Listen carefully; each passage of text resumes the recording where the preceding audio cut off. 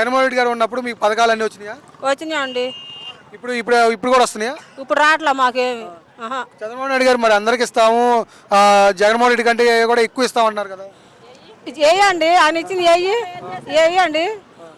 ఒకటి ఇచ్చామని చెప్పమానండి వాళ్ళని. నేను చదువుతా నేను ఇచ్చాడని ఏం ఉపయోగం? ఇచ్చి చెప్పాలండి, ఇవ్వకుండా చెప్పుకోవటం ఎందుకండి? అది చెప్పుకోవటానికి బాగానే అంటే ఫ్రీ బస్ వచ్చిందా? ఫ్రీ బస్ వచ్చింది, మేము అసలు ఎక్కువ తన్నుకుంటున్నారు జనం.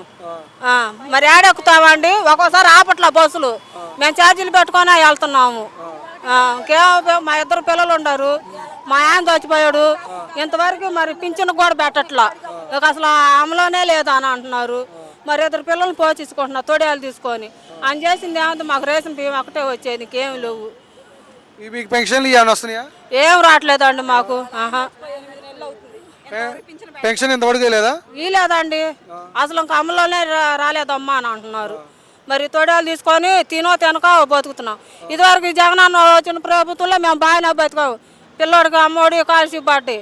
ఈ అసలు ఆయన ఎక్కినాక మాకు ఇంతవరకు పిల్లలు కాల్షిప్ కానీ అమ్మోడు కానీ ఎవరికి పడలా మాకు. జగన్మోహన్ రెడ్డి ముఖ్యమంత్రి అవనీయమంటున్నారు కదా. అవుతాడండి, మన చేతుల్లో ఉంది, అయ్యేది అవంది. ఇప్పుడు జగన్మోహన్ రెడ్డి ఉన్నప్పుడు అందరూ తిన్నారు, అన్ని పథకాలు వచ్చినాయి మాకు.